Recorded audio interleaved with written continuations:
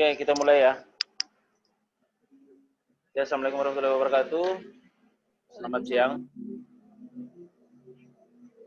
Nah, mungkin untuk siang ini kita kan rencananya ini mau bahas tentang MM ya, money management. Tentang money management. Oke, di sini juga ada Pak Faisal ya dari Aceh.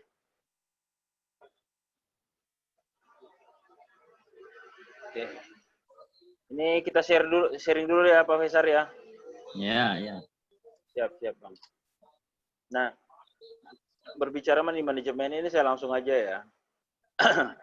Jadi oke. Kesalahan kita dalam mengatur money management ini biasanya itu berawal dari jumlah besaran dana yang kita mau gunakan untuk bertransaksi ya. Untuk bertransaksi. Ini sudah sempat dicoba di BIMAX itu dengan rate modal sekitar 10 jutaan, itu jarang sih yang survive. Jarang yang survive. Nah, ini kenapa seperti itu? Kalau kita menghitung range, contoh misalnya ini ya, kita ilustrasikan ini modal dengan 10 juta kayak gini. Nah, modal 10 juta, ini sementara range pergerakan harga,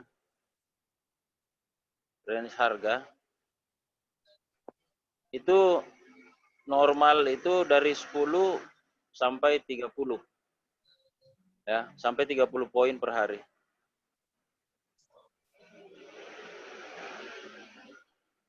Atau sekitar kalau kita berbicara 10 juta berarti kita berbicara per 0,1 ya. Ini sekitar 1 sampai 3 juta per hari. Nah, itu 1 sampai 3 juta per hari. Ini dalam keadaan normal, tidak adanya berita high impact atau kejadian-kejadian besar. Itu ya. Nah, kalau dengan kondisi seperti ini, berarti dari 10 juta ini, kalau misalnya Anda ke floating, maksimal ya, kita ambil dulu standar di 3 juta. Ini kekuatan dana kita sisa 7 juta.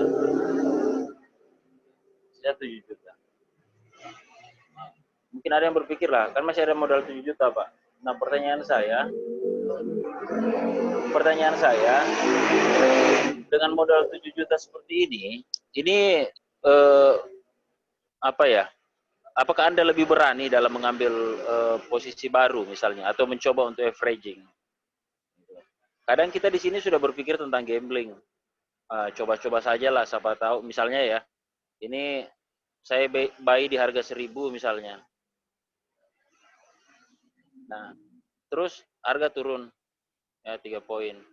Berarti turun ke 990. Ya. Oh, sorry. Nah, bentar ya.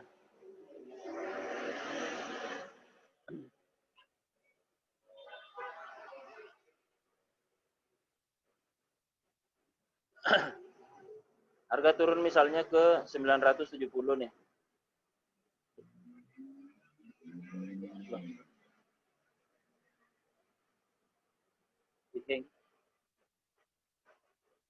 Halo, kedengaran nggak Bu nih? Kedengaran ya?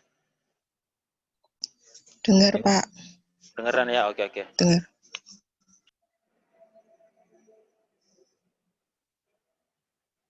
Nah, terus turun ke 970. Berarti ini saya sudah ke floating 3 juta ya. Nah, apakah ingin menjamin Anda berani untuk ngebuy lagi di sini? Sementara, anggaplah ini adalah hari pertama. H1 ya. Terus di H2. Ini ke floating sampai H2 nih. Nah, apakah menjamin bahwa harga ini akan berbalik naik atau malah lanjut turun? Ingat loh, di sini potensi pergerakannya juga antara 10 sampai 30 poin untuk hari kedua. Nah, di sini kita jadi serba salah. Oke lah, pada saat kita ngebuy terus naik misalnya 10 sampai 30 poin kita masih bisa averaging ya. Tapi pertanyaannya kalau dia turun ke bawah, dia malah turun 30 poin. Artinya Anda ke floating 3 juta lagi. Tuh. Nah, ini kalau kita berbicara kenapa modal yang digunakan bertransaksi itu kalau kecil seperti ini itu sulit. Ya, kecil sulit. Makanya sekarang contoh misalnya di Dimex itu standar transaksi itu adalah 25 juta. Berarti ada sekitar 250 poin. Nah, 250 poin. Nah, kalau kita mau membagi berapa hari sih dana ini tahan, nah, kita tinggal bagi 30 aja. Nah, kalau misalnya saya hitung, ini kurang lebih dana ini seandainya setiap hari saya bertahan, ini bisa 8 hari, Pak. Dia mampu menahan pergerakan harga selama 8 hari, 7 hari lah ya, 7 hari. Itu. Nah, ini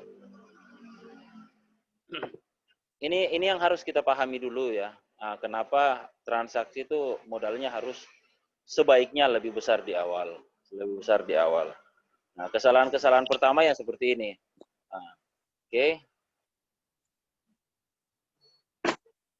Next ya.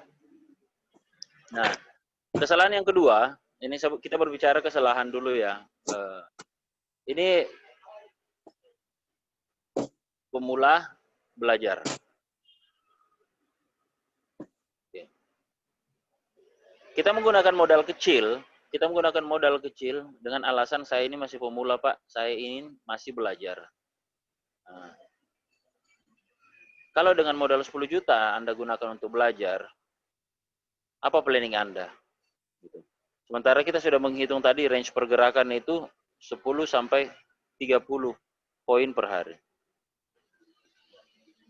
Saat kita masih pemula, pertama berbicara masalah entry kita masih 0. Kita belum tahu kapan kita harus entry. Yang kedua, mental kita untuk menahan pergerakan harga yang bertolak belakang dengan posisi kita itu, bentar ya, menahan pergerakan harga yang bertolak belakang dengan posisi kita itu belum tentu kuat mental kita ini. Baru ke floating sedikit udah langsung cut. Setelah di cut malah balik arah. Ya, malah balik arah. Ini. Makanya oke Bu Heni. Nah, di sini yang kita harus pahami dulu ya. Jadi seorang pemula ya yang baru mau belajar trading itu sangat salah kalau menggunakan modal kecil. Justru semakin besar modal di sini Anda mampu belajar dengan tenang. Karena yang paling utama kita berpikir itu tentang kekuatan margin, yang kedua adalah masalah mental. Mental Anda tentu berbeda pada saat Anda 50 juta dan modal 10 juta. Ini sangat jauh berbeda. Ya, sangat jauh berbeda. Karena kita berpikir, Pak, saya kan pemula, Pak. Takutnya nanti kalau dengan modal yang lebih besar, loss-nya lebih besar. Bisa loss-nya lebih besar. Kalau misalnya jumlah lot-nya ini besar. Misalnya entry 1,0. Nah, ini bisa habis. Tapi kalau kita berbicara modal besar, ya, modal besar, lot kecil. Ini kan beda cerita. Dengan 50 juta, berarti ini ketahanan dana sekitar 500 ya. 5.000. Ini ketahanan dana sekitar 5.000 poin. Nah, sementara Anda cuma transaksi 0,1. Kita berbicara lot kecil dulu. Nah, kita berbicara lot kecil. Berarti ketahanan dana Anda ini bisa sampai 5.000 poin, Pak.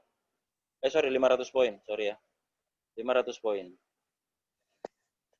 Nah, 500 poin, Anda mampu bertransaksi ini lebih tenang.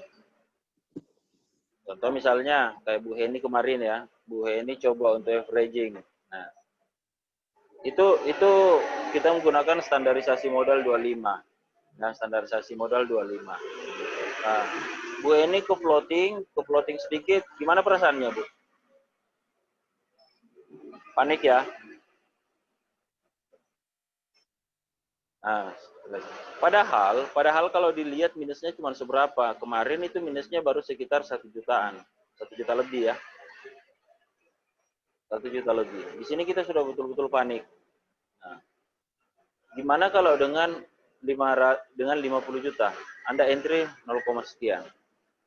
Ini pasti Anda berani untuk averaging lagi.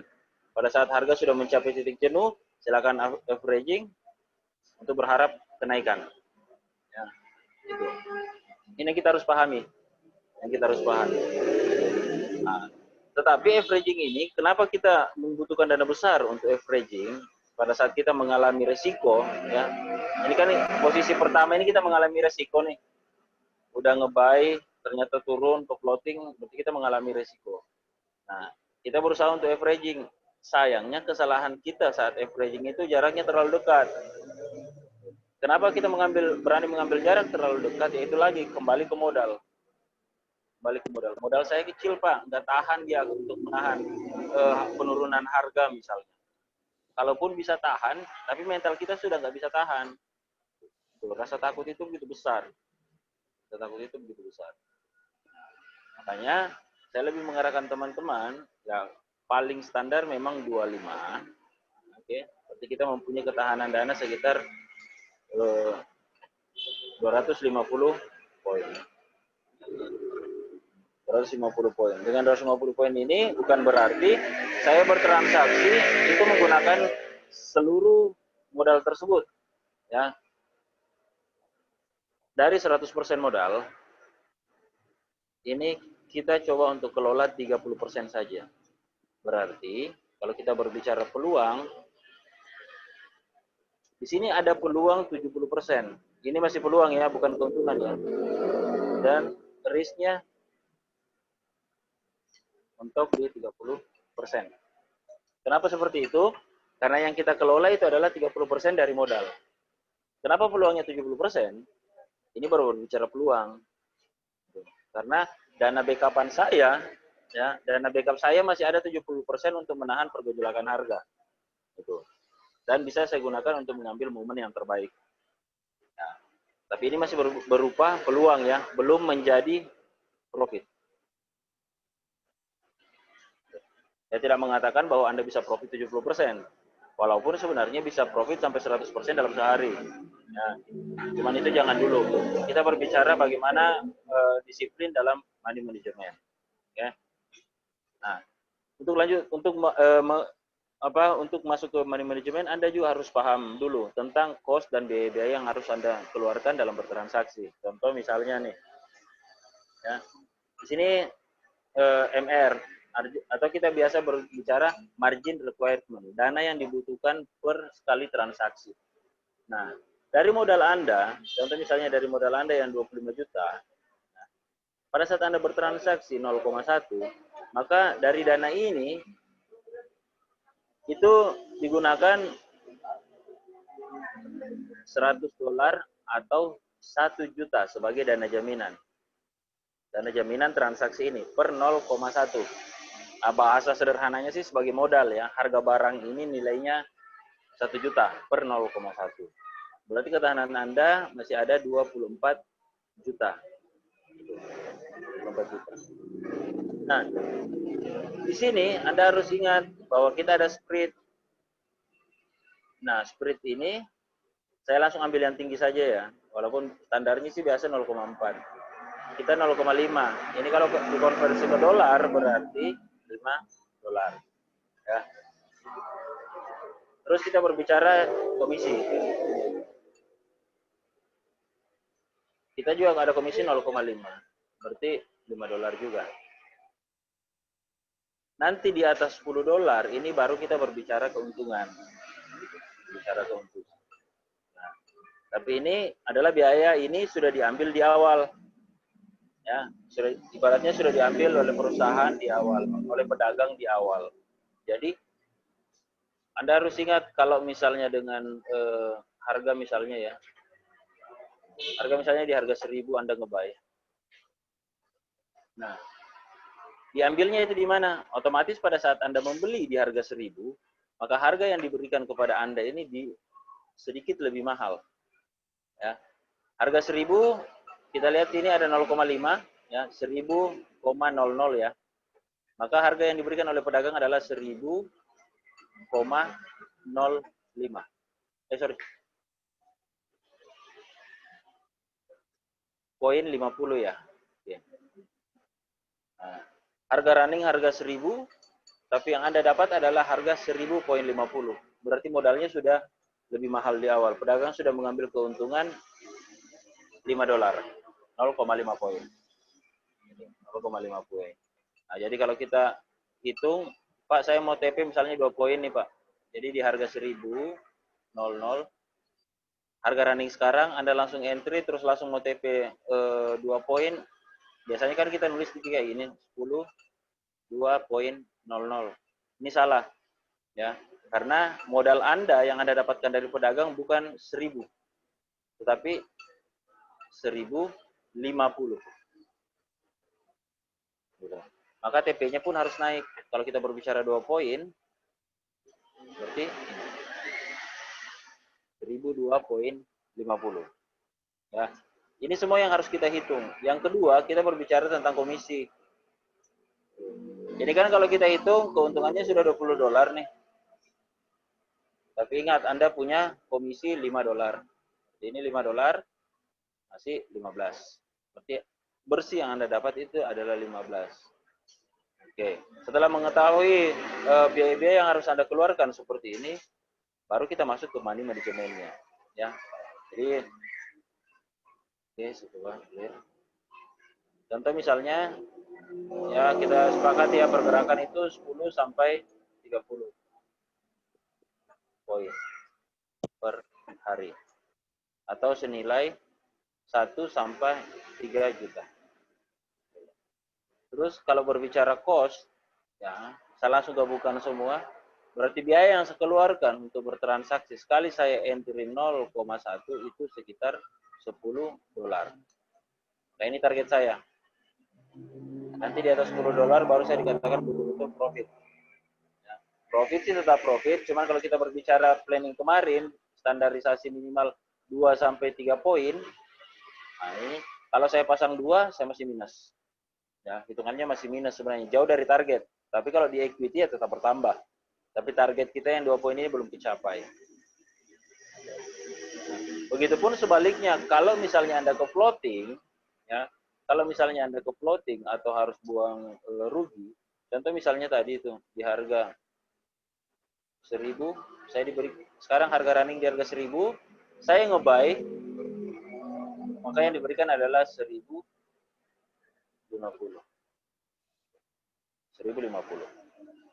Nah, terus Anda ke floating misalnya nih 1 poin ya. Jadi di sini 999, oke. Poin 00. Jadi Anda ke floating sini kalau kita hitung ini 1,50 poin. Ke floatingnya, ingat ini kalau kita hitung ya kan cuma minus $15, Pak. Oke, minus $15. Tapi ingat, ada lagi cas kom yang harus Anda bayar mau dalam keadaan profit ataupun dalam keadaan minus ya. Berarti Anda total minusnya adalah $20. $20. Nah, oke. Sebelum saya lanjut, sampai sini ada pertanyaan Anda? Nggak ada, lanjut. Lanjut ya. Ibu-ibu nih. Lanjut, Pak. Lanjut ya. Oke. Nah.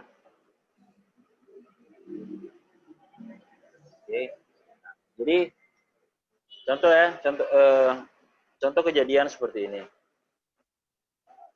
Saya misalnya ngambil posisi buy. Buy 0,1 di harga 1000.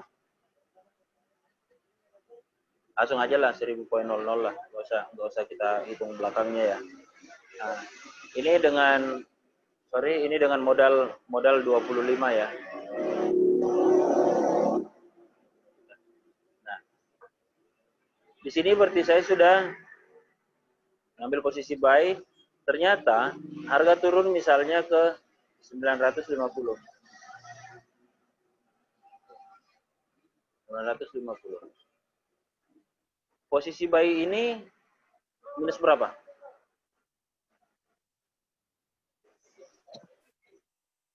$50. Minus $50. Ini minus 50 poin, Pak. Ya, jadi cara bacanya ini yang kita hitung 1 poin. Oh, poin. Oke, 1 poin. Ini poin keduanya, ketiga dan keempat. Jadi poin pertama ini nilainya adalah $10, naik ke sini 100 ya. Poin kedua itu 100, jadi gini. 1000 poin 00. Nah, ini kita berbicara $1.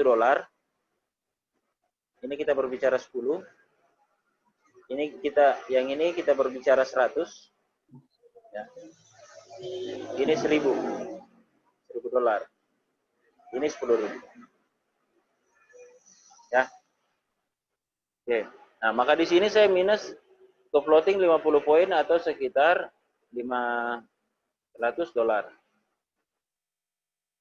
$500. Otomatis kalau dari 25 ini, maka sekarang equity saya itu sisa 24 juta. Nah, apakah saya kalau dengan kondisi seperti ini, 24.500.000 ya. 20 juta. Nah, 20 juta. Nah, dengan kondisi seperti ini, apakah Anda berani untuk transaksi? Misalnya saya suruh averaging nih, di harga 950. Masih bisa? Bisa. Kita masih punya modal 20 juta. Saya edit lagi, mau pakai teknik averaging triangle, boleh. Boleh juga yang bermain 0,1, 0,1, 0,1, bebas ya. Tapi kita ambil dulu yang standar lah, 0,1, 0,1. Jadi tidak ada pelipatan transaksi misalnya yang biasa orang lakukan. Di sini langsung ambil 0,2 gitu. Kita tidak lakukan itu dulu ya untuk di awal ya. Kita main satu-satu dulu. Dengan harapan bahwa harga ini akan kembali. Ya. Oke. Ternyata yang terjadi harga ini masih mau mengejar 900. Kondisi sekarang berbeda ya. Kondisi sekarang yang berbeda. Otomatis di sini saya minus berapa? Posisi buy yang di atas ini Apa? sudah minus 100 poin atau 1000. Ya. Sudah rugi $1.000 dari harga ini ke sini. Terus ini ke sini, ini juga saya sudah rugi 50 poin atau sekitar $500. Artinya kalau saya menghitung total kerugian saya sekarang floatingnya itu ya 1.500 minus modal masih tersisa 1.000.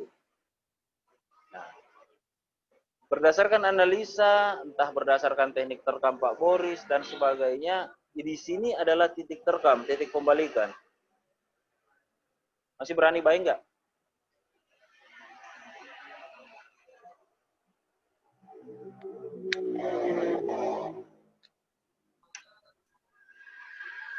Ada yang masih berani buy?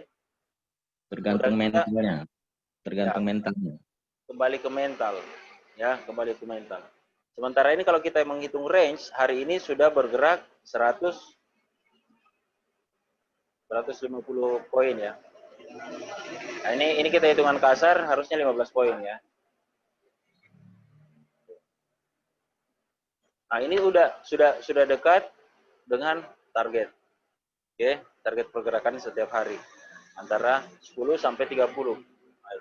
Nah, tapi kalau kita melihat dari indikator dan sebagainya, support and resistance, ini sudah harga pembalikan. Ada dua opsi. Apakah Anda menunggu harga ini balik? Boleh, ya. Karena mungkin Anda ragu dengan modal seperti ini, atau misalnya Anda menggunakan ini untuk mengambil peluang pembalikan arah.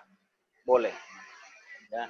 Boleh. Tapi lihat kondisi. Kalau ini betul-betul sudah fix ini adalah titik pembalikannya, oke, tidak apa-apa Anda mengambil posisi buy lagi. Dengan harapan ini bukan berbicara target profit ya. Contoh misalnya di sini, saya misalnya ngebuy lagi nih, ngebuy lagi. Dan betul ternyata ini pembalikan 50%. Pembalikan 50%, maka kondisinya seperti ini. Pembalikan 50%, yang tadi harga 1000, terus harga 950, terus harga 900. Ini buy 0,1, 0,1, 0,1. Pada saat harga balik ke tengah saja, oke, maka ini profit atau minus nih yang posisi bawah ini, yang harga 900. Profit. Profit ya. Profit 50 poin atau sekitar 500. Oke. Ini kita tidak usah hitung dulu komisi ya. Nah, berarti ini kalau harganya tadi 950, sekarang harga kembali ke 950, berarti dia 0 ya. Nah, sementara harga yang di atas ini, yang buy yang di atas, ini ke floating.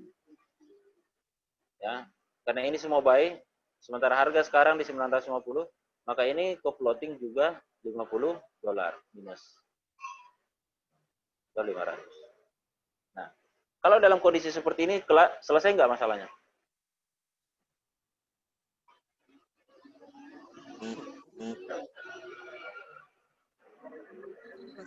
Selesai. Selesai ya. Di sini Anda profit 500, di sini Anda minus 500, kita anggap ini dulu, kita tidak hitung komisi ya, biar enak hitungnya. Sini masih 0, maka saya 0, selesai perkara.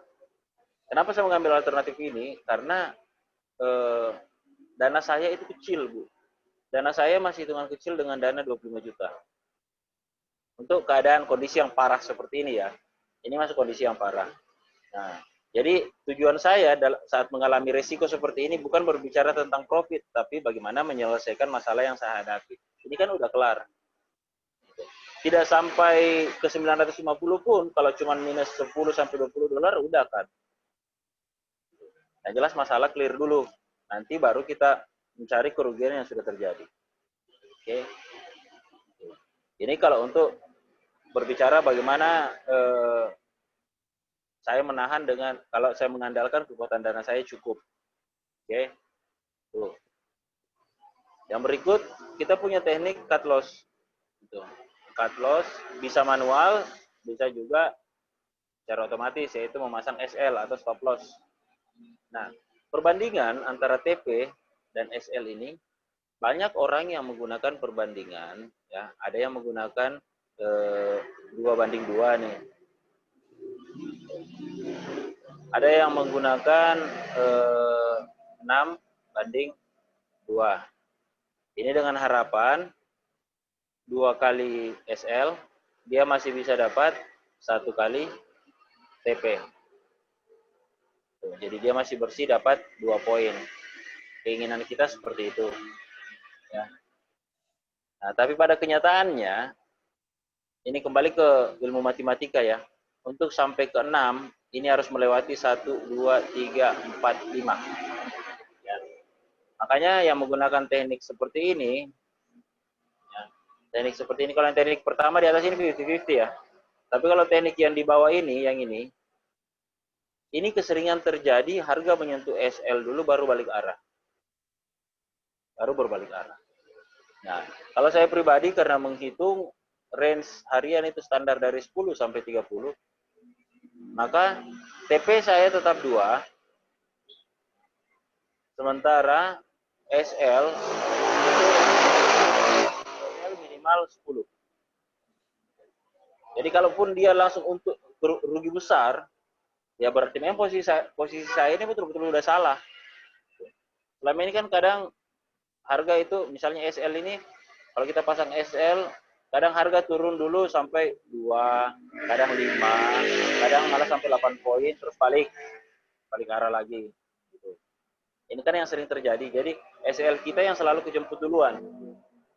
Maka kalau saya secara psikologi, ya secara psikologi saya ambil saja. Kalau angka 2 ini lebih mudah tersentuh oleh pergerakan market, maka ini yang saya jadikan take profit. Tidak usah banyak-banyak, Pak.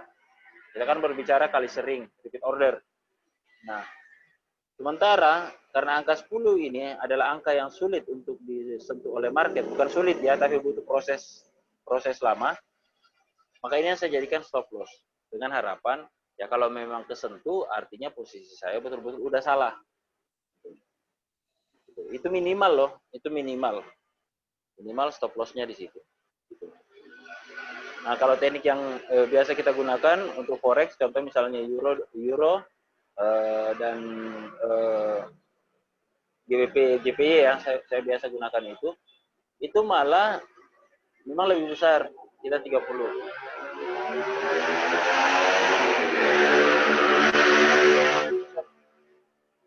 3 poin ya.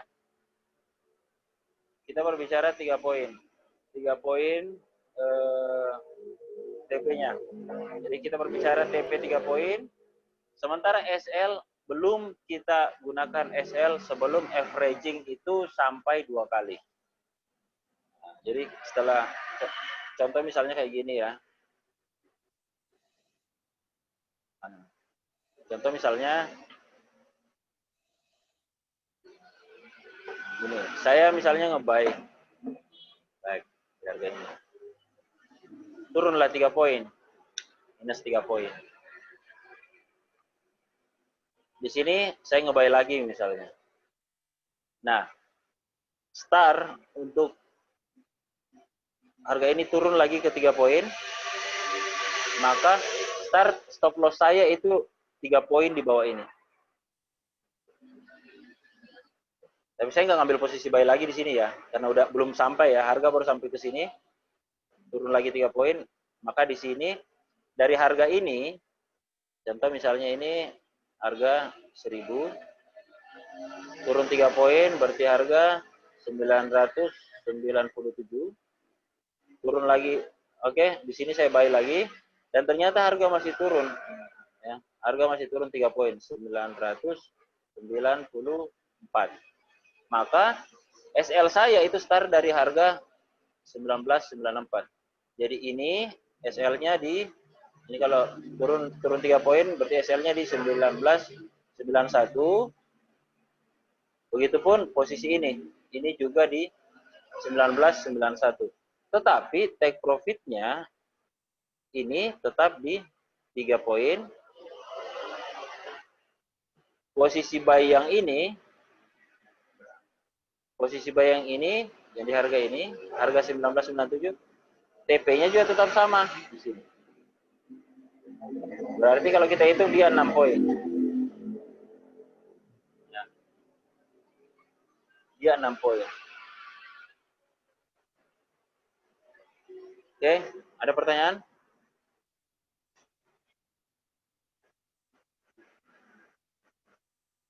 Berarti di double ya Pak ya?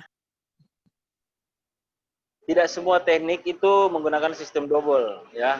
Jadi ada beberapa teknik yang tidak menggunakan sistem averaging, hanya menunggu. Ada juga yang terpaksa harus kita menggunakan averaging tapi dengan nilai yang sudah ditentukan. Misalnya kayak ini, di sini oke. Saya menggunakan teknik 33 poin. Ya, 33 poin.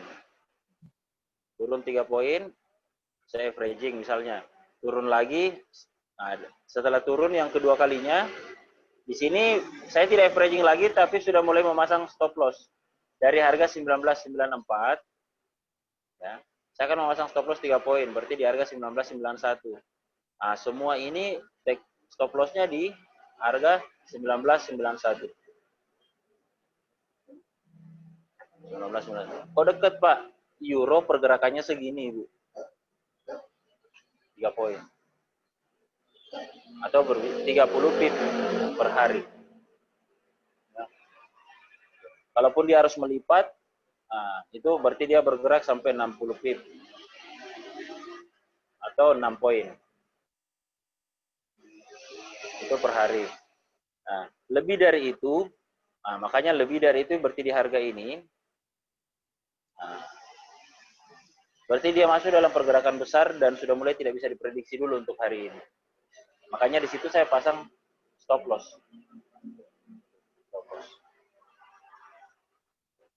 Ada lagi? Kalian Pak, kalau yang SL plus TP plus itu Pak. Oke. Kita berbicara SL plus ya. Contoh misalnya nih kembali lagi sambil posisi buy aja lah yang biar enak itu. Posisi buy di harga 1000 ya. Nah, kita ambil contoh saja SL-nya kita main 3 poin lah. Berarti 997 SL. TP di harga 3 juga lah dulu ya. Contoh ya. Nah, sekarang harga ini harga running. Pada saat harga misalnya ya, misalnya harga bergerak ke harga 102 ya, mendekati harga 103. Ini saya rubah sekarang di harga 102.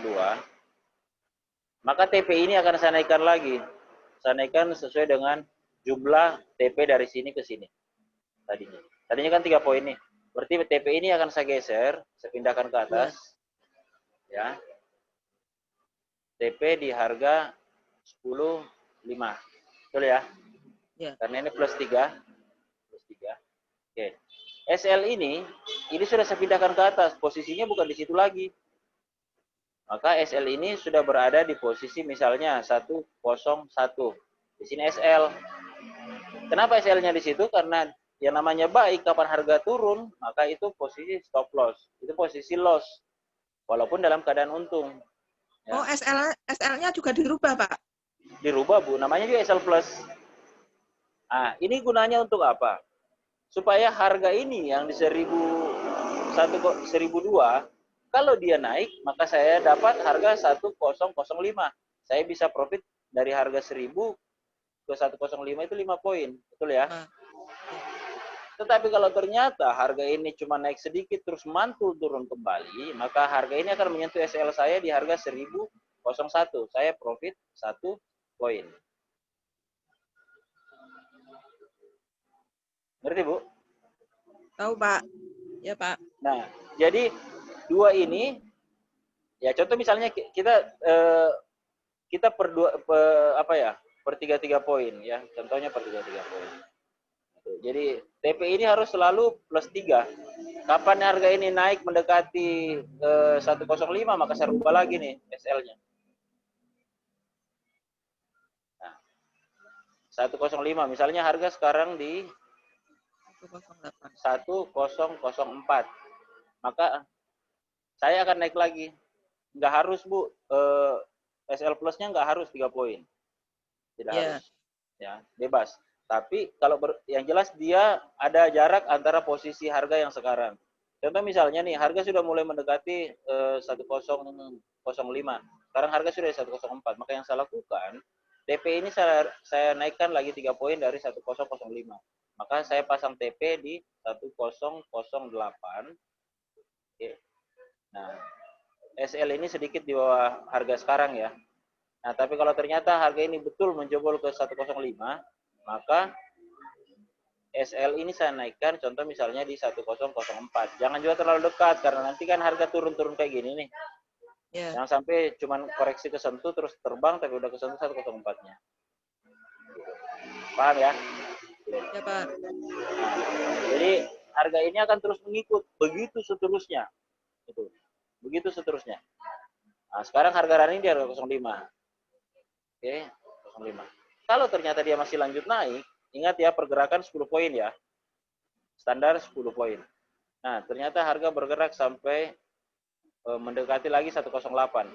Maka TP ini akan saya naikkan, ya kalau tidak mau terlalu menunggu, mau bermain 10 poin, maka di sini TP-nya, jadi ini bukan lagi 3 ya, tapi cuma 2 ya.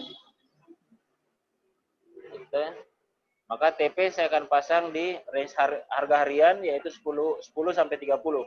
Sekarang saya ambil range pertama yaitu 10 poin. Nah, maka SL ini pun saya naikkan Saya naikkan yang ini, saya hapus. Contoh harga sekarang sudah di sekitaran 107 ya. Maka bisa saja ini 105 ini saya jadikan SL. Jadi walaupun misalnya harga berbalik arah, jatuh ke bawah kembali, no problem. Karena posisi saya akan terlepas di harga 1005. Artinya saya masih tetap profit 5 poin. Kalau rezeki ya dia lanjut naik menyentuh TP saya. Jadi saya bisa untung 10 poin. Itu yang disebut SL plus. Jangan juga terlalu dekat. Oke, ada lagi?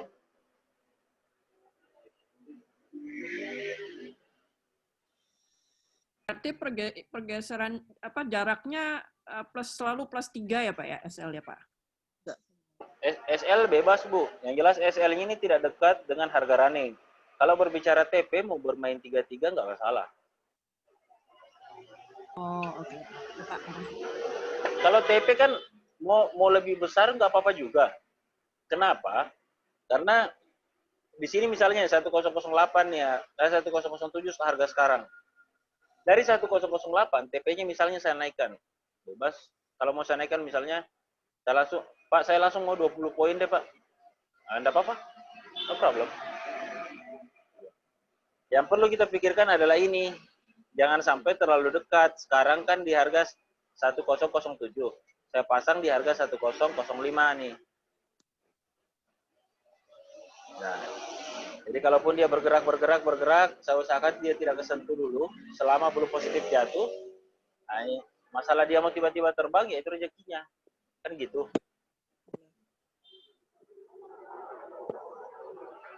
Paham ya? Jadi TP ini terserah, bebaslah TP ini. Yang perlu kita pikirkan ini adalah SL. Jangan sampai SL ini terlalu dekat dengan harga running.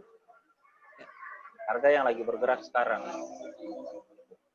Jadi kalau berbicara 2 poin target Anda per hari, bisa lebih Bu. Kalau Anda mau pasang take profit di 2 poin, kesentuh, dapatlah 2 poin. Tapi kalau ternyata pergerakannya masih mau naik, nggak apa-apa gunakan SL plus.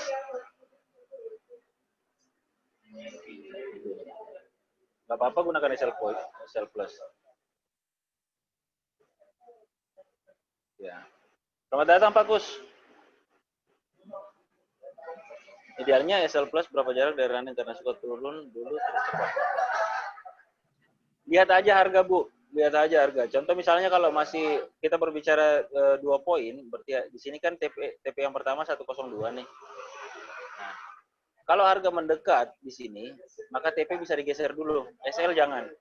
SL jangan dulu ya, karena masih terlalu dekat. Entah Anda mungkin nanti pasang pada saat harga sudah di 1004, boleh langsung jadikan 102 ini menjadi SL. Jadi SL. Tuh. Nah, kekurangan dari SL plus ini, di awal ini kita harus mengikuti dulu pergerakannya. Kita harus mengikuti dulu pergerakannya. Kita harus setting dulu SL-nya ini pindah-pindah, TP-nya pun seperti itu. Ya. Nah, kalau sudah kita anggap cukup, contoh misalnya tadi SL saya di 1005, bagi saya sih itu sudah cukup. Nah, TP-nya bebas. Udahlah, saya nggak mau trading lagi, saya pasang aja lah di sini. 1020 kalau dapat ya berarti saya untung 20 poin. Kalau nggak dapat berarti saya cuma untung 5 poin. Itu aja, Bu. Ya. Karena target kita kecil kok per hari. 2 sampai 3 poin. Oke, Pak. Oke. Ada lagi?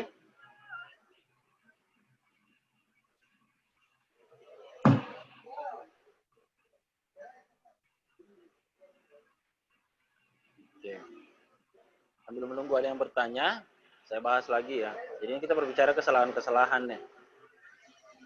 Nah, yang pertama modal ya. Modal kita itu selalu kecil. Nah, ya kembali lagi tadi, karena Anda beranggapan Anda pemula dan baru belajar. Sementara logikanya orang yang baru belajar ini harus safety. Gitu. Nah, dalam market yang bisa membuat kita safety itu adalah besaran dana, kekuatan margin. Kekuatan margin, terus Yang kedua adalah lot. Ya. Lot ini maksud saya adalah mulai dari nilai lot, jumlah lotnya. Atau kita start dari lot kecil 0,1. Oke. Kalau untuk untuk yang standarisasi mini ya. Cuman saran saya mau regular mau apa startnya selalu dari mini. Selalu dari mini. Oke. Terus yang kedua overtrade.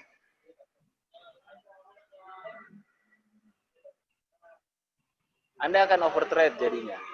Ini kesalahan kita pada saat bertransaksi. Contoh kayak tadi tuh udah buy, turun dikit, buy lagi, turun dikit, buy lagi. Ini averaging masuk akal. Oke.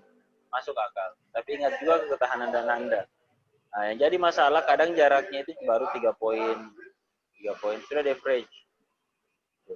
Sementara kita ini berharap averaging ini kalau betul-betul harga ini bukan lagi harga yang memang mau mengambil koreksi dalam, baru kita pasang lagi. Tapi kalau cuma sekedar koreksi pendek, ya cuma turun 3 poin terus naik lagi, ngapain saya buy di sini? Ngapain saya buy? Jangan sampai dia lanjut turun kan.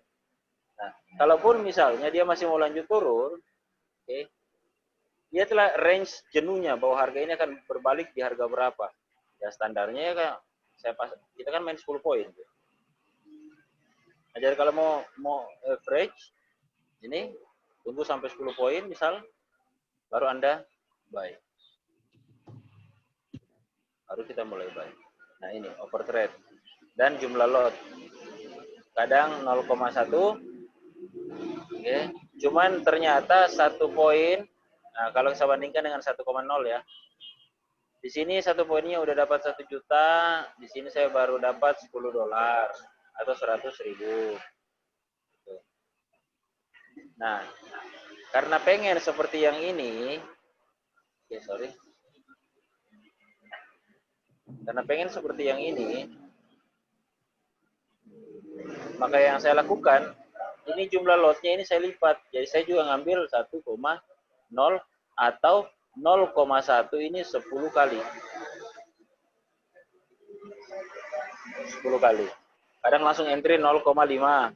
Naik sedikit lagi, kayaknya masih menaik Pak, 0,5. Itu dia. Kesalahannya di situ. Kita overtrade. Padahal kalau kita berbalik ke aturan kita, ya, kalau kita berbalik ke aturan kita ya, itu dengan 30% pengelolaan. Oke. Kalau misalnya ya, kalau misalnya modal Anda 50 juta. Ini 30%-nya berapa? 15 juta. 15 juta. Berarti yang Anda bisa transaksikan itu cuma 15 juta. 15 juta ini kita main 0,1.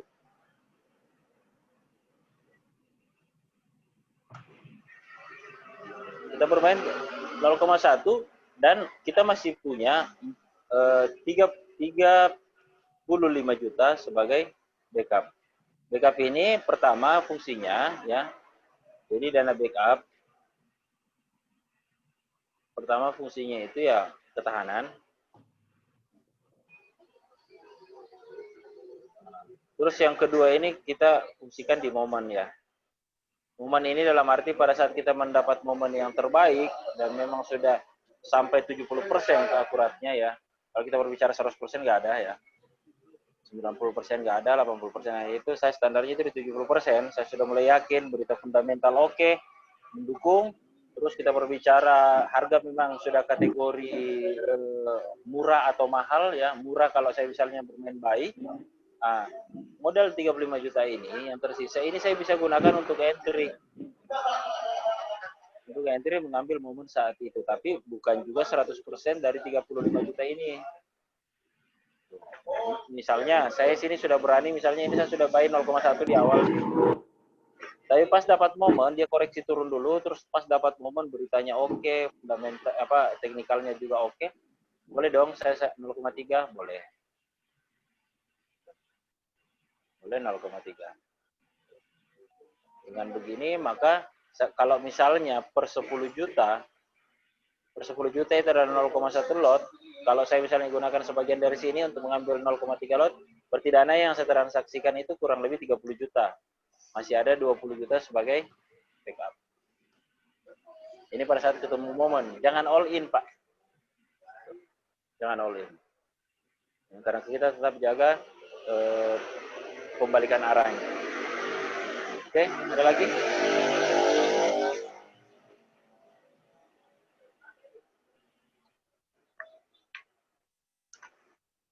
Bu Heni mungkin?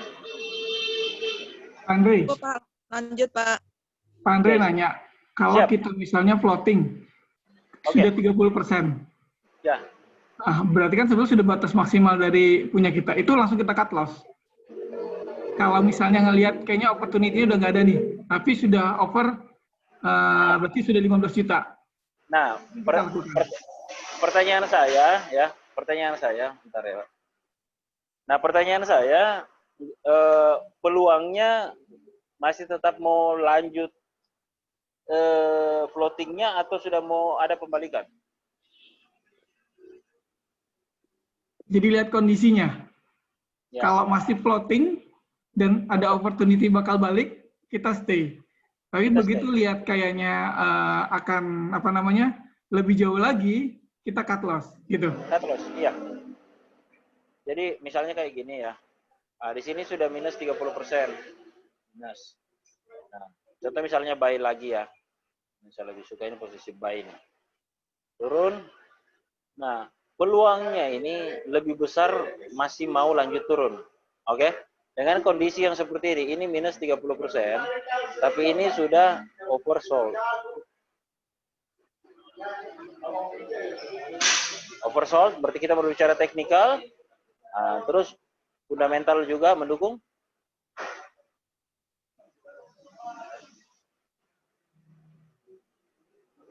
Fundamental juga sudah mendukung. Nah, yang pertama ini mungkin saya cut. Oke. Kalau memang positif dia masih mau lanjut turun, cut and switch. Oke.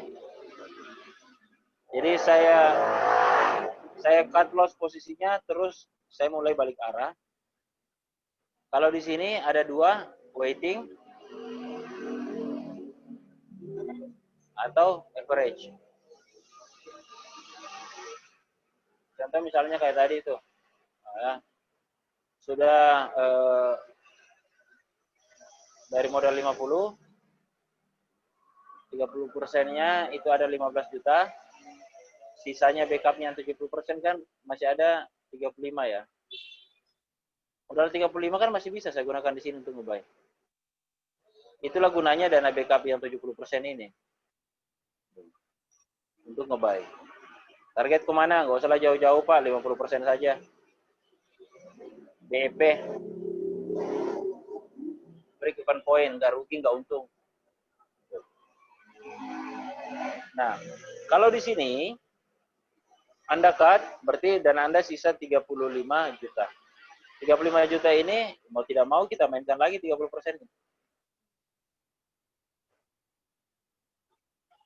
Paham ya, Pak?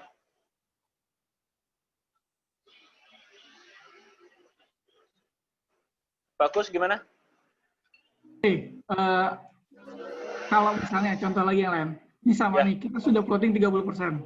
Ya. Tapi kita lihat bahwa ini ada opportunity, tapi kita lihat kita switching, tapi switchingnya misalnya ini anggaplah buy ya, ternyata marketnya turun. Kalau kita hedging, kita ambil lagi dengan lot yang sama, jadinya hedging ke sebelumnya gimana? Misalnya ini total 0,1, kita ambil lagi 0,1 tapi lawan arah. Kan jadi ke hedging. Locking tuh Pak. Oh ya, hedging locking lah. Gitu. Kalau switching itu berarti harus dua kali lipat dari yang awal. Benar nggak? Belum tentu. Belum tentu. Oke. Ya. Jadi switching, oke. Jadi kalau kita berbicara switch itu ada dua. Jadi ada cut and switch. Ya kan? Jadi contoh posisi buy. Turun, buy-nya saya cut, saya ganti, sell. Ini switching. Oke? Nah, yang kedua adalah lock and switch.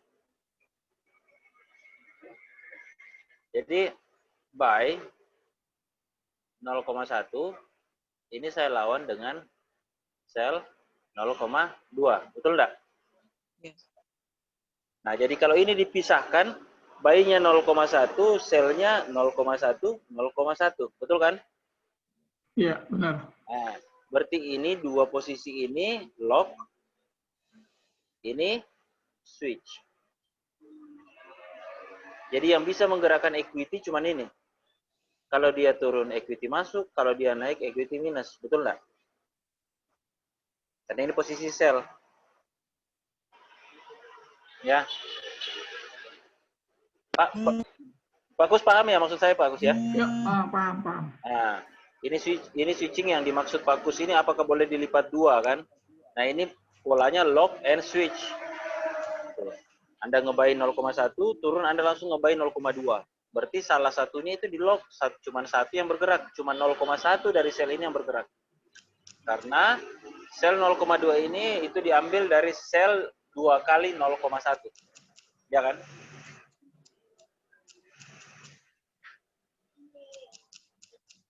Ada lagi, Pak? Jelas sih. Oke. Ini masuk ke dalam manajemen risiko sih sebenarnya, Pak. Manajemen risiko. Nah, cuman hal ini bisa diakali seperti ini ya. Kadang ada yang menggunakan teknik seperti ini. Jadi dia menggunakan teknik locking. Contoh misalnya di harga 1000. Oke, siap Bu Heni, silakan.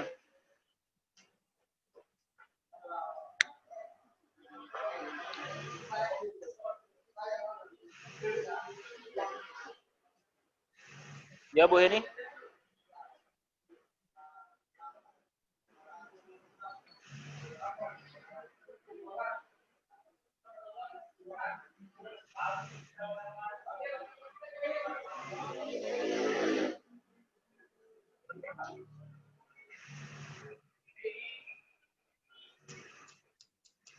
Gak ada pertanyaan Bu Heni ya?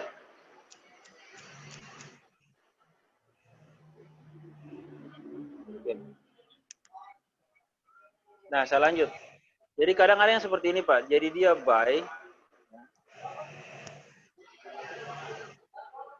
Saya misalnya nge-buy, ya, nge-buy.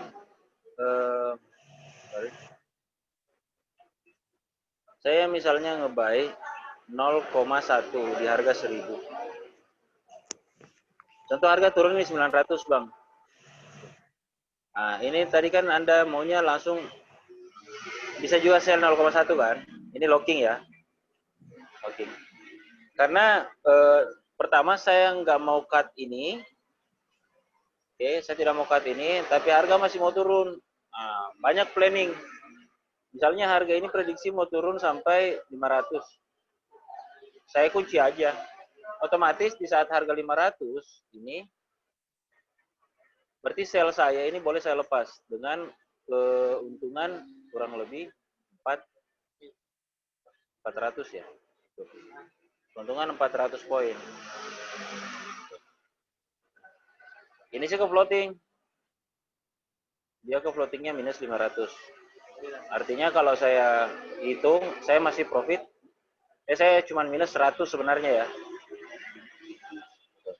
Sebenarnya saya cuma minus 100. Ini sebenarnya udah masuk dalam teknik penyelesaian masalah sih. Nah. Oke, saya hapus dulu yang lain. Nah, ini sudah dalam, saya sebenarnya cuma minus 100 nih. Saya lepas posisinya, jadinya kondisinya seperti ini. Ingat ya, saya di sini udah profit 100 ya. Cuma minus 100 ya. Oke. Jadi tadi tetap ada buy di harga 1000. Terus ini masih minus 500. Nah, tadi sell-nya di harga 500, dari harga 900 ke 500. Itu sudah saya lepas ya. Jadi saya di sini profit 400 dari sell. Saya sudah lepas. Nah, di sini saya boleh buy. Boleh. Kan ingat ya, total kerugian Anda sekarang tinggal 100 sebenarnya. Ya Bu, kenapa?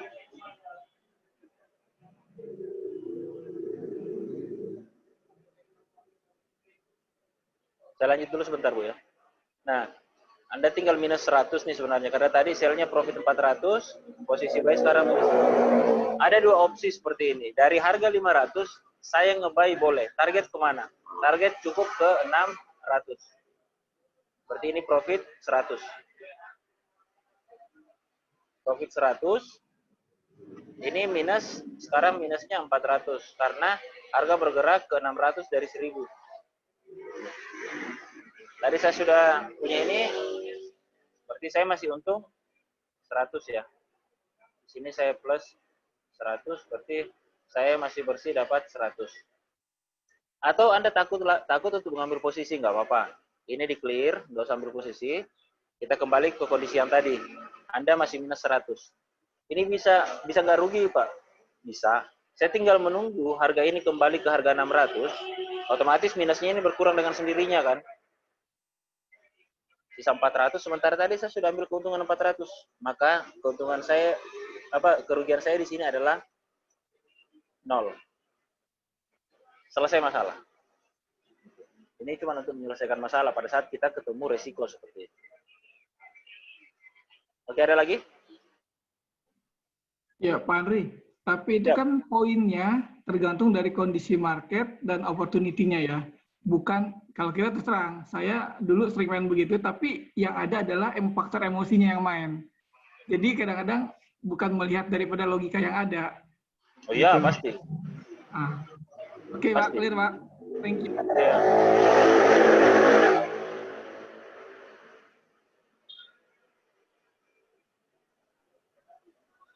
Pak Yoga ya. Selamat datang Pak Yoga. Nah, ya yang paling utama, Bang. Makanya yang di grup yang satu itu saya lebih menekankan ke yang di grup psikoteror itu, saya lebih ke psikologi. Psikologi ini kan ada dua nih, psikologi diri dan psikologi market kan.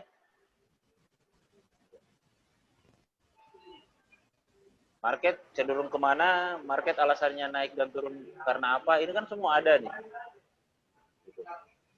Nah, ini dia yang harus kita tahu. Jadi pertama psikologi, terus teknik trading. Teknik trading kan itu cuman ada 3 aturan tradingnya itu. Nah, jadi ini yang kalau di grup itu kita ambil ini teror ya. Jadi ini cuman berbicara tren, support,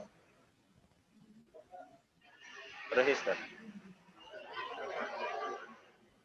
Kan gitu aja, Pak.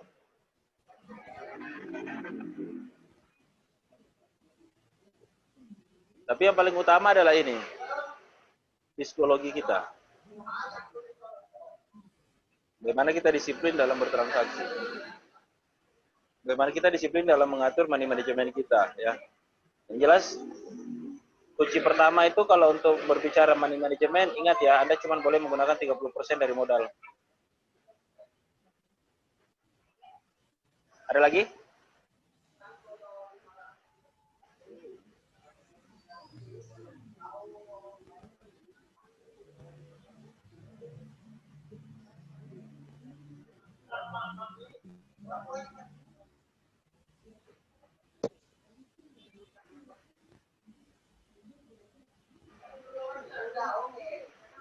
Pak, sebenarnya sih yang basic sih, tapi nggak tahu ya. Yang model yang sederhana lah, mungkin di remind lagi kayak tadi bagaimana untuk melihat support dan resisten gitu loh. Ya memang kadang-kadang kita sering lakukan, tapi kadang-kadang kan rasa apa udah benar atau belum. Nah, kira-kira tip yang sederhananya gimana tuh? Oke, saya coba ya, kita coba buka.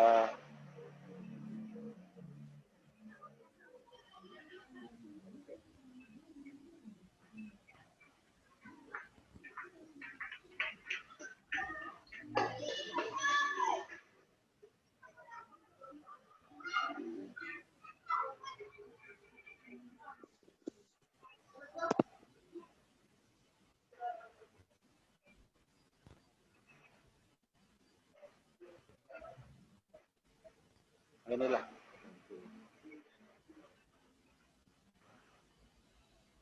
Nah, contoh misalnya di sini, Bang ya. Jadi kita berbicara support and resistance itu ada dua. Ada dua. Jadi ada yang memang dia tetap ya, support and resistance-nya itu tetap. Contoh misalnya ini teknik penarikan garisnya yang kita lakukan yaitu garis lurus ya.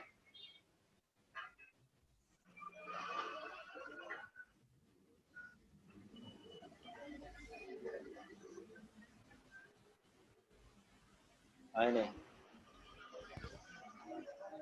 Sebenarnya sih sederhana, Pak.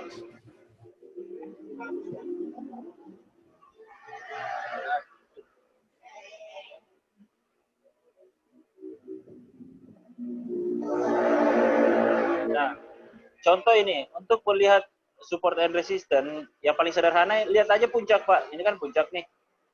Tuh, 19, 17. Itu sudah jadi resisten.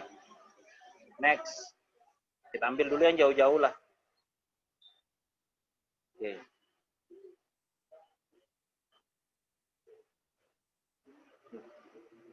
Nah, yang di bawah nih, lembah 1876.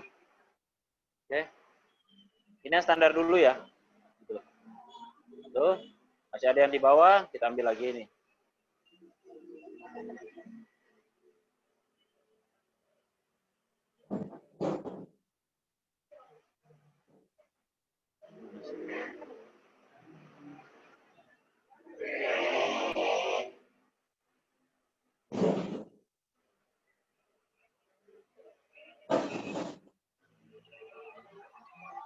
Ini ya, paling bawah ya, ini.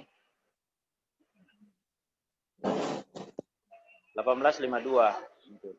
Anda tinggal melihat di sini kan banyak lembah, ada lembah dan puncak. Anda tinggal menarik satu persatu garis tersebut. Kalau kita mau berbicara tentang support and resistance yang standar ya. Contoh ini lembah kedua kan ini nih. Ya. Lembah kedua adalah ini. Puncak kedua adalah 1909. Kenapa bukan yang puncak yang ini? Bentar ya.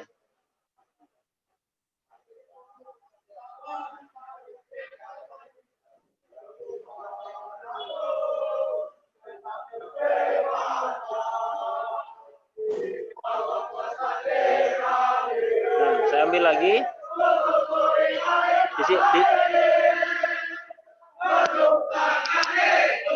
Bentar ya, kita pending dulu sedikit.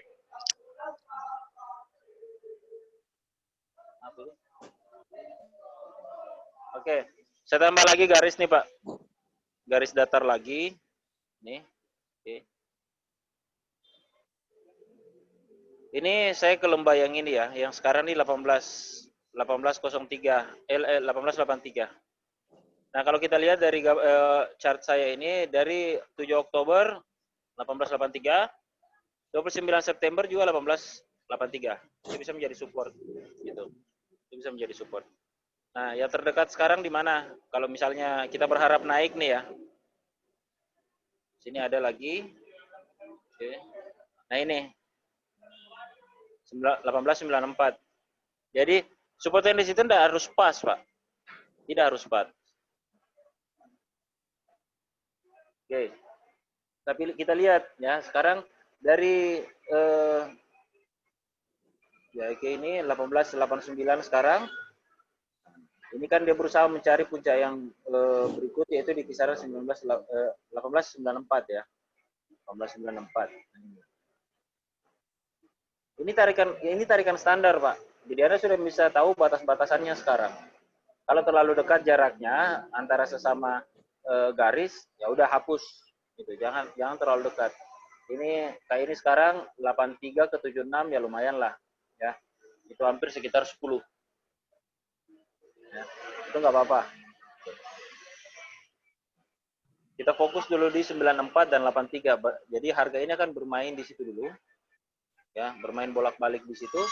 Kalau bisa ketembus di atas 94, berarti dia lanjut. Dia bisa tembus 83 ke bawah, maka dia akan mengejar 76. Kayak gitu, Pak. Ini Andri, lebih enaknya sebetulnya berapa hari ke belakang? 5, Pak. Oke, 5 hari ke belakang mungkin yang Itu untuk tren. time-nya. Itu untuk tren. Oke. Nah, untuk membuat support and resistance yang sekaligus berfungsi sebagai garis tren. Contoh, ini sekarang kan tanggal 8 nih, Pak. Ya. Maka kita mundur 5 hari ke belakang. Jadi 7, 6, 5, 2, 1. Nggak ada 4 karena libur ya. Oke. Nah, berarti kita start dari tanggal 1. Nah, tekniknya sama. Jadi untuk bagian atas ya, bagian atas itu kita harus menghubungkan puncak yang tertinggi pertama. Puncak yang tertinggi pertama yang terdekat dengan hari sekarang. Berarti di hari kedua, tanggal 6 Oktober. 6 Oktober. Oke. Ke bawah tuh ya. Nah, ke lembah terdalam kedua ya, terdalam kedua yang terdekat dengan hari sekarang. Cuman kan nggak ada, Pak. Ya, Kalau Anda lihat di layar saya nggak ada. Nggak mungkin dong dari harga 6 Oktober ini saya tarik ke high yang di 7 Oktober terlalu miring. Iya. Malah pada hari itu juga udah ketembus. Iya, benar. Nah, oke. Maka yang saya gunakan adalah garis datar yaitu 19-17. Oke. Nah, untuk bawah kita juga mundur dari tanggal 7 sampai tanggal 1. Hukumnya sama. Jadi saya harus mencari lembah yang terdalam. Oke. Lembah yang terdalam. Terus saya hubungkan ke lembah terdalam kedua di hari berikutnya. Di sini ada enggak?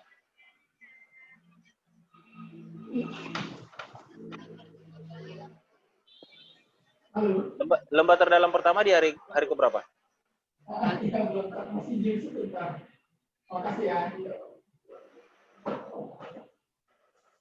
Halo Pak Kus. Ya, sorry ada telepon. Jadi Pak, Nah, sebetulnya prinsip basicnya kan sama ya Pak?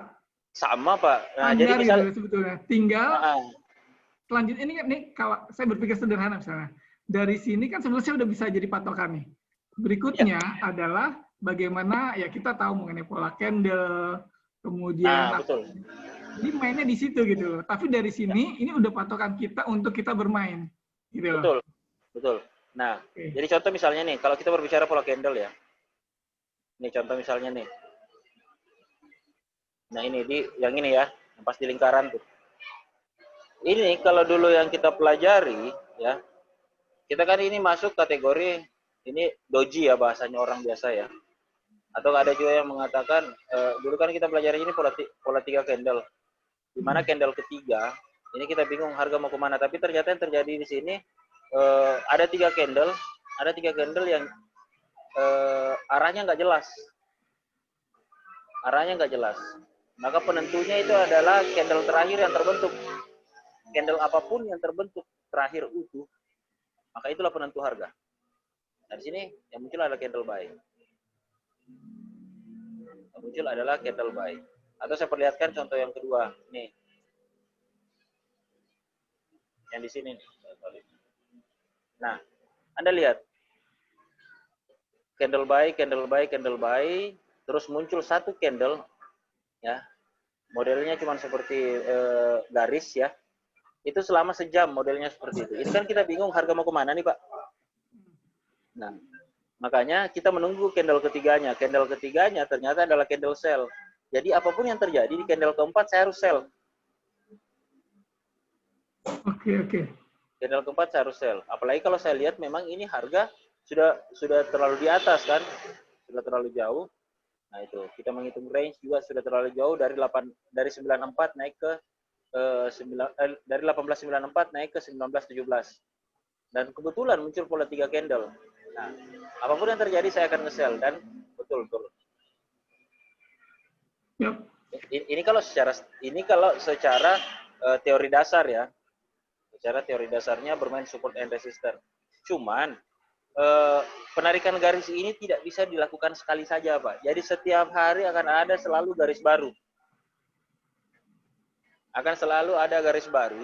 Dan ini harus Anda tambahkan setiap hari. Garis yang lama ini jangan dihapus, Pak. Yang namanya support and resistance itu diciptakan dari histori. Nah, histori ini nggak bisa hilang. Coba lihat ya. Contoh misalnya, harga 18.76. Saya mundur, pernah nggak ada? Kan? Nggak bisa. Nah, tanggal 28 September itu pernah terjadi. 18.76 ini pernah terjadi di 29 September. Lihat. Iya. Tuh. Iya, 29. 29 September. Nah, lanjut lagi, pernah nggak terjadi itu?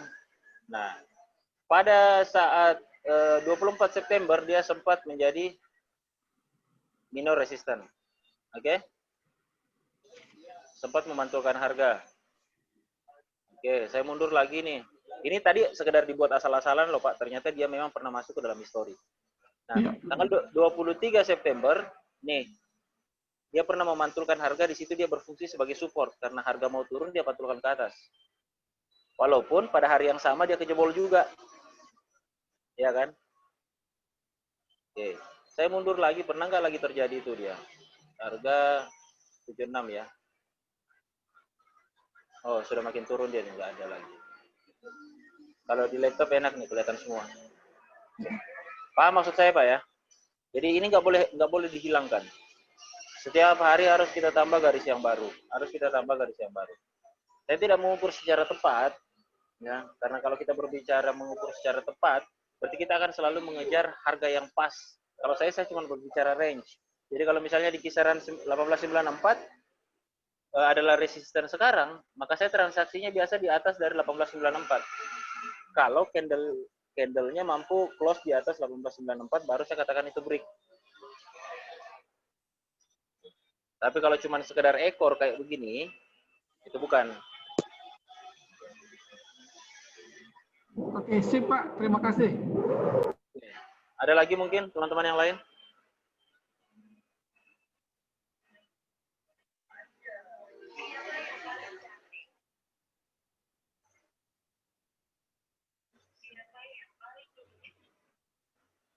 Saat OP, Pak. Saat Siap. OP tunggu dari pola candle. OP? Lihat dari pola candle. Oke. Yang tadi itu Bu, contoh misalnya kayak gini, saya ulang ya. Iya, itu kalau sekarang lagi jalan kan naik turun menakutkan, Pak. Iya. Sudah pasti Bu. Iya, kalau contoh yang lewat kan sudah jelas terbentuk. Kalau yang baru jalan ini loh, Pak. Nah, ini kan kalau kita lihat di sini ya, kalau kita berbicara support and resistance standar ya. Di sini kan 82 dengan 94, Bu. Ya. Oke, 82 dengan 94. Kalau kita mau membagi posisi antara 1894, ini cari harga tengahnya dengan 1882, ini harga makin mendekati resisten atau mendekati support? Support. Hah? Support, Pak. Support itu garis atas atau garis bawah, Bu? Bawah. Bawah. Nah, kalau Anda lihat 1882 sekarang harga 1889 ya. Harga 1889 Oh, iya, resisten. mendekati resisten. Berarti harga menguat 50%. Menguat 50% dari jarak antara support and resisten. Ya. Oke. Nah, kenapa tadi pagi saya sarankan Ibu buy? Karena harga ini bermain di dekat support. Betul enggak? Ya. Oke. Transaksi ya. Pola transaksi saya sederhana, Bu. Yang tadi saya jelaskan. Ikuti tren. Terus buy at support, sell at resistance. Jadi ya kalau mungkin teman-teman yang udah lama ini sudah paham ya teknik yang biasa saya ajarkan. Itu cuman buy pada saat harga ini mendekati support. Jadi ini buy saat harga ini dekat support atau menyentuh support, dan sell di saat harga menyentuh resisten seperti ini. Oh iya iya. Kenapa ya? Andai pun floating nggak sampai lebih dari 10 gitu ya, Pak? Kalau berbicara floating, ini kan sudah ada support and resistance, Bu. Jadi pasanglah stop loss itu misalnya nih Anda nge-buy, maka stop loss-nya itu Anda tinggal pasang di bawah dari support. Karena kalau udah hukumnya, ya hukum berdasarkan teori, kalau dia break support, maka dia lanjut turun kan? Ya. ya udah pasang di bawah support. Oke. Kalau Anda telat sedikit gitu, Pak. Telat dikit udah nggak usah masuk, Bu. Oh, iya, ya. Betul. Ya, itu yang kadang bingung, Pak. Nggak usah masuk. Ibu kan nggak kejar target, Bu. Ya, oke. Betul. Nah, sedikit tambahan ya, garis-garis ini kalau kita konversi, kalau misalnya kita konversi ke Bollinger Band, sebenarnya ya, ini Bollinger Band juga, coba Anda lihat. Ya. Ini Bollinger Band juga. Di sini Bollinger Band bawah. Itu juga di garis support. Di sini Bollinger bawah. Itu juga garis support untuk saat ini. Kan seperti itu. Ya. Oke, ya, Pak. Nah, kembali lagi tadi, saya lebih ke bentar ya, saya hapus dulu ini biar nggak mengganggu.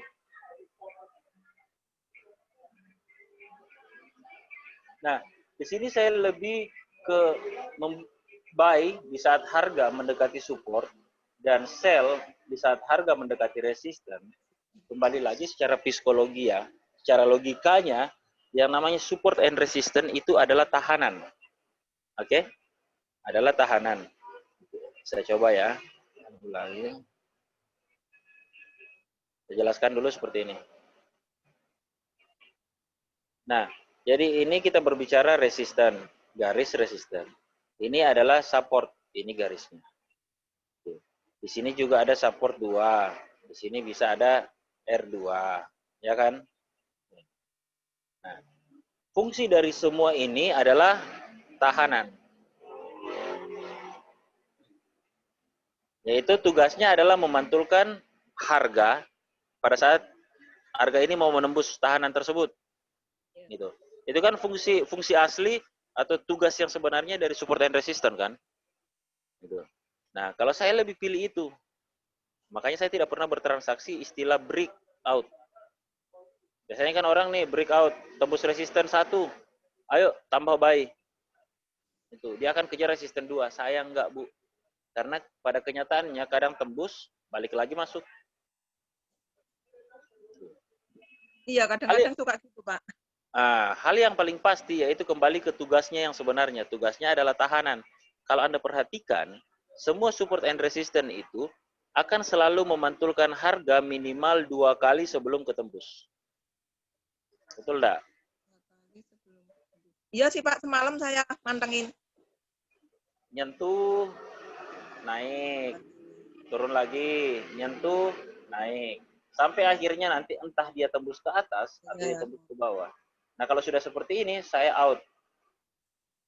Nah, contoh misalnya ya. Contoh nih. Harga sekarang yang tadinya di sini, bolak-balik, saya sudah ambil keuntungan, terus dia break ke bawah. Makanya saya start-nya itu di sini. Gitu. Nah, ini kan lanjut. Secara teori ini akan lanjut nih. Maka di sini saya akan buy. Sementara orang lain masih lanjut sell ya. Di sini saya akan buy, naik sedikit berapapun keuntungan karena ingat target saya cuma 2-3 poin.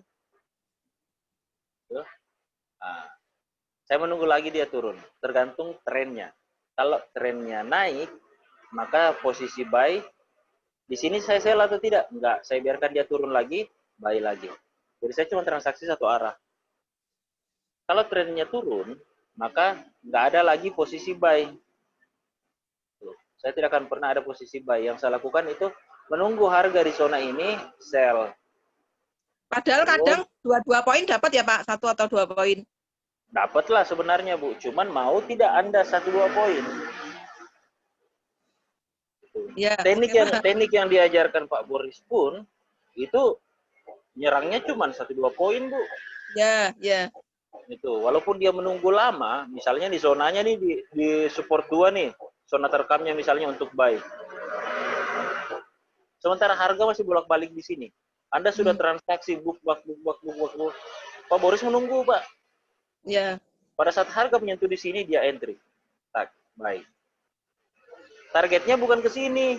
Targetnya sesuai dengan planningnya dia 2-3 poin. Iya, Pak. Pakainya basoka tapi. Iya. Karena memang ini menunggunya lama. Nah, H1 dan H4 itu berbeda, Bu. Tingkat keakuratannya itu lebih akurat di H4. Nunggunya lebih lama, tapi makanya kalau nunggunya lama, entry-nya basoka nggak apa-apa. Nah, tadi bikin support dan resisten H berapa, Pak? H1 apa H4? Bebas, mau di H1, mau di H4, terserah. Karena Anda buat support dan resisten di H4 pun, itu nanti di H1 ada lagi pembagian-pembagian kecilnya kan? Oh iya. Gitu. Karena kalau Anda ikuti support and resistance H4, nunggunya lama, Bu. Iya, kelamaan. Karena satu candle-nya itu Anda nunggu 4 jam. Nah, dalam 4 jam itu bisa saja terbentuk minor-minor support and resistance yang lain yang bisa digunakan transaksi untuk hari itu saja. Ada Kalau malah ya, ya Bu. Kalau cuma 1-2 poin di M15, Pak. Saya tidak pernah sarankan bermain di bawah dari H1. Karena Anda bukan broker. Alasannya apa, Pak? Ya karena kalau broker ya, itu mainnya di bawah kalau perlu 1 menit. Karena kami ini scalping, kejarnya itu jumlah lot. Oh iya. Karena Oke, Pak. semakin banyak Anda transaksi, semakin banyak komisi yang di-store ke kantor. Betul nggak? Ya. Ya iya. Ibu kan Kalau scalping, maunya Pak? tidak, Ibu kan maunya ada scalping sama juga, Bu. Nah, dan belum pernah ada orang selamat dalam scalping. Belum pernah Iya, ada yang Pak. selamat. Kemarin scalping. Nggak bisa orang selamat dalam scalping. Walaupun saya dulu pernah scalping, itu pun cuma 2 hari dan udah nggak berani lagi. Dalam 2 hari 4.000 kali transaksi. Oke, Pak. Ya. Ya. Ada pertanyaan lagi yang lain?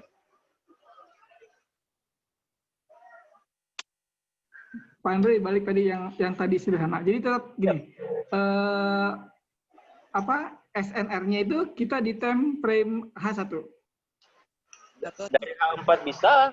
Nanti di H1 ini kita pilah-pilah lagi karena nggak mungkin Bapak menunggu sampai 4 jam. Iya, benar. Contoh ya, saya perlihatkan lagi Pak ya. Nah, biar mantep. Siap.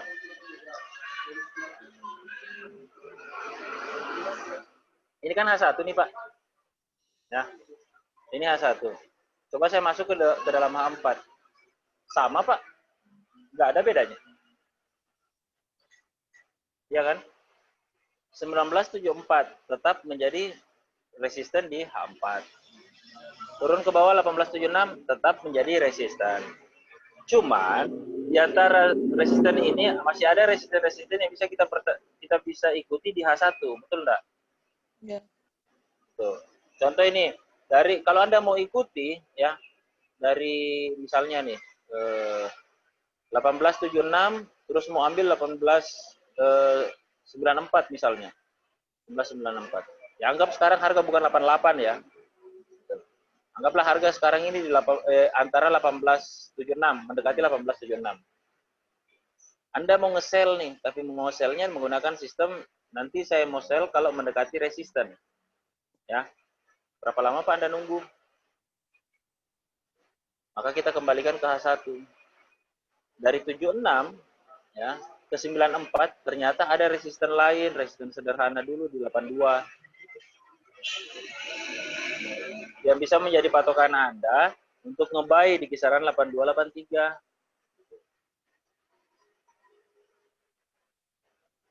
Ngerti Pak ya?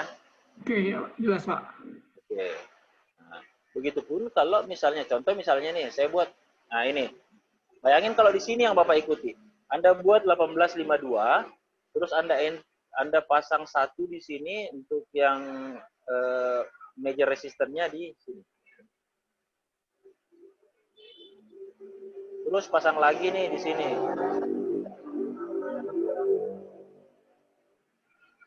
Ini ya, semua garis-garis up ya.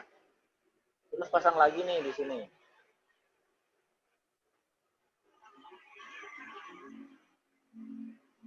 Pasang lagi.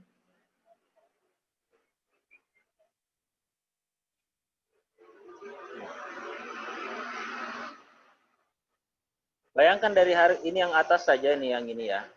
Nah. 1959 Ya, ke 1973. Ini kalau kita turunkan, ini kita turunkan ke 4. Nah, 17 ke 59. Ini kan jauh, Pak. Ini kan jauh. Nah, kalau kita bermain di daily-nya, ini kelihatan dekat.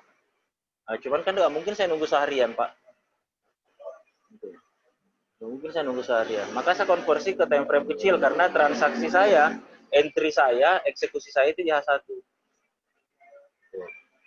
Jadi kalau berbicara antara ini dari 1959 ke 1973, ini saya bisa bertransaksi berapa kali di H1. Mas ini udah nggak kelihatan ya, karena itu jauh sekali ya.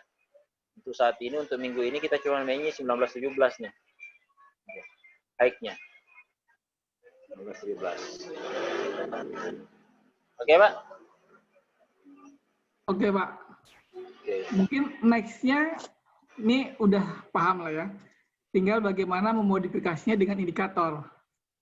Nah, Ya, mungkin next boleh. kali Pak, itu kan ini yang ini dulu aja biar apa? Biar teman-teman sama-sama. Kalau saya pribadi ya, setiap orang kan berbeda nih. Ada yang menggunakan saya indikator itu, kalau indikator, kalau memang mau pakai indikator, saya cuma rekomendasikan 2 nih ya.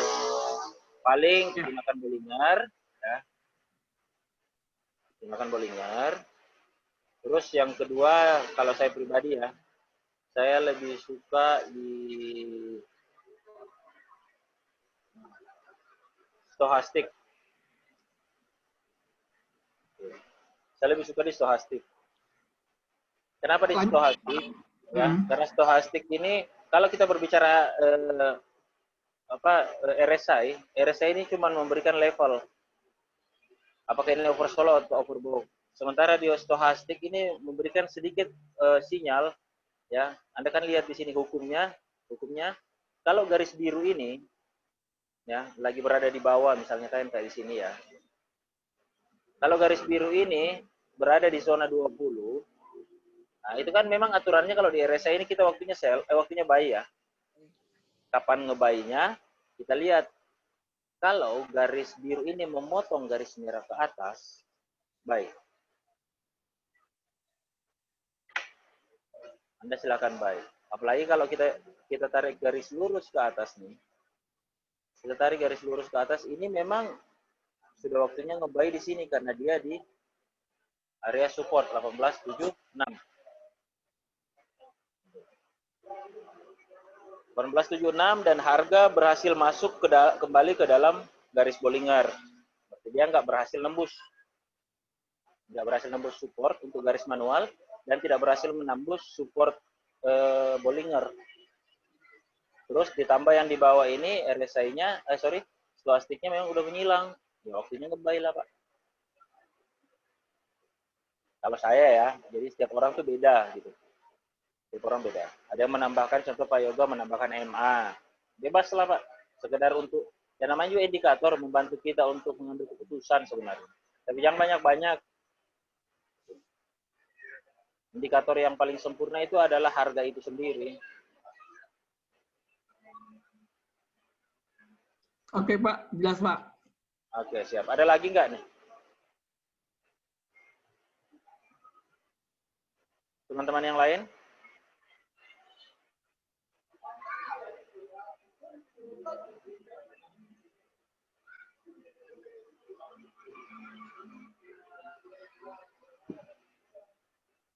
Lanjut, Pak. Oke, ini ada dari Bu Mary ya. Kalau pattern candle kayak tadi tuh Bu ya. Jadi ada pola pembalikannya, triple candle dan sebagainya. Oke. Ciri yang paling signifikan akan terjadi pembalikan arah. Oke, kalau saya yang paling ciri pembalikan arah itu cuma sederhana sih Bu ya. Kalau menjamin 100% nggak pernah. Tapi ciri-cirinya itu ya kembali tadi, teknik saya ya, saya buy di support, sell at resistance. Jadi kalau udah tahu support resistannya di mana, ya saya akan nge-buy pada saat mendekati supportnya, atau menyentuh support, dan saya akan sell di situ, pada saat dia menyentuh resistance.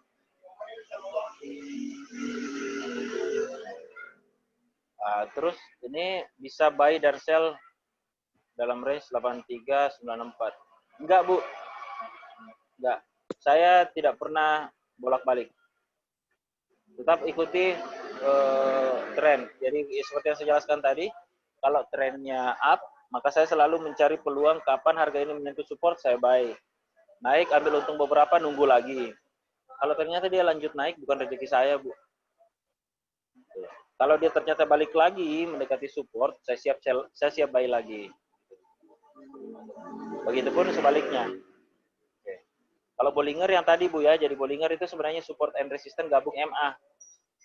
Jadi harga tengah itu, garis tengah itu adalah MA, fungsinya hampir sama dengan MA.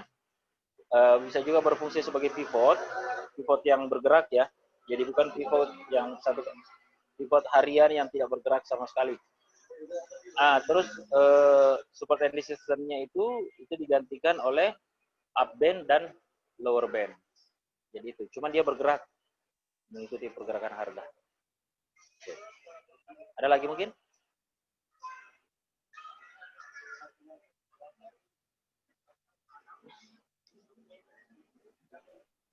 Pak Riz ya lagi deh, buat make sure aja. Oke. Jadi gini, silakan. Misalnya tadi kita buy, begitu kita misalnya dia sudah lewatin support, kita buy pertama adalah posisi setelah misalnya kita ngambil H1. Begitu H1 berikutnya, begitu lewat, baru kita ambil ya. Jangan sebelum H1-nya selesai. Benar nggak? Saya sih lebih pilih pindah ke ada dua teknik, Pak. Kalau saya yakin di situ, apalagi kalau kita berbicara trennya memang masih up, ya. Contoh misalnya nih. Contoh misalnya kayak gini. Ini mungkin maksudnya Bapak nih kayak gini. Ini R. Sebelum H1, harga sudah di sini, buy maksudnya? Iya. Boleh? Tidak ada masalah. Iya, seperti itu. Atau misalnya berhenti H1 dulu, kita lihat, oh ternyata dia nggak lewatin, baru kita buy lagi gitu. Lebih bijak yang seperti itu. Menunggu pindah. Frame-nya habis dulu, baru ambil gitu. New candle. Iya kan? New candle. New candle lebih boleh, itu lebih bagus. Itu lebih bagus. Apalagi kalau memang Anda, cuman ya kekurangannya ya, kadang yang harusnya bisa buy di harga ini, tahu-taunya nanti new candle-nya buy-nya di sini. Nah, itu. Semua sah-sah saja, Pak. Cuman memang yang lebih bijak itu menunggu pindah candle. Yang tidak boleh sama sekali adalah di sini. Tidak ada buy di sini, ini zona wait.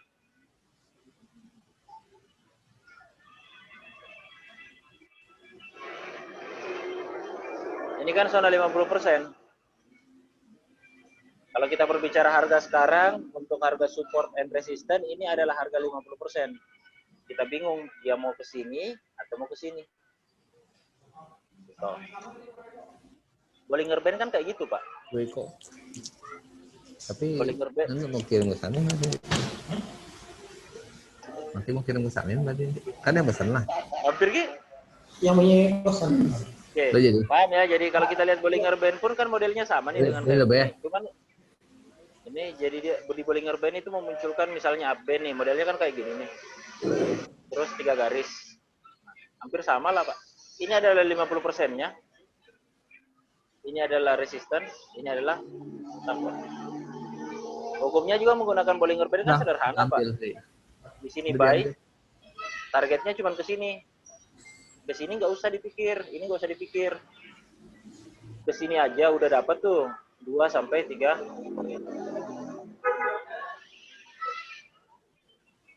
Saya sih gini teknik transaksinya. Kalaupun ternyata dia lanjut, maka saya siap sell di sini. Tapi ingat, kembali mengikuti tren.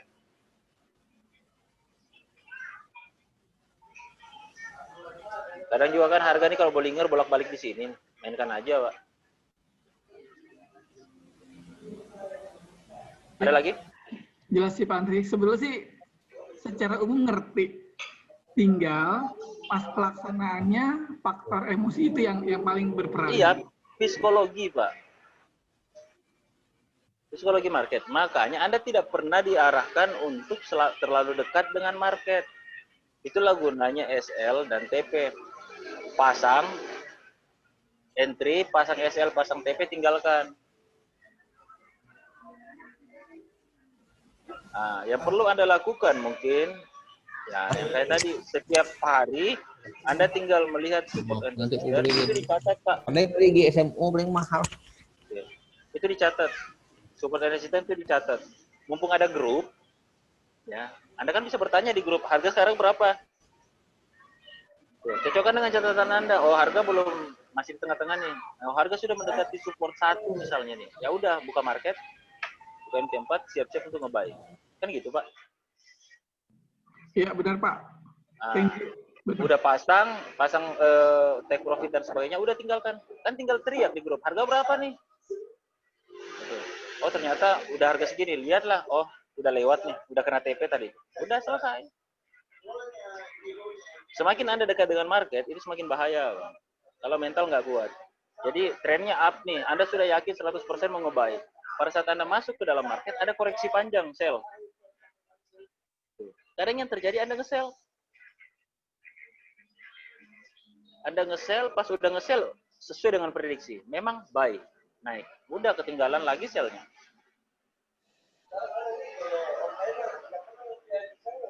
Paham, Pak, ya? Ya, paham, Pak. Oke. Ada lagi mungkin teman-teman yang lain?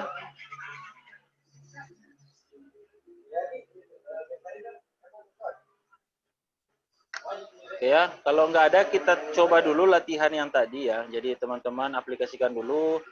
Kalau bisa langsung diaplikasikan di laptop. Di laptop sih lebih bagus tuh ngukur-ngukurnya. Jadi teman-teman latihan dulu ya.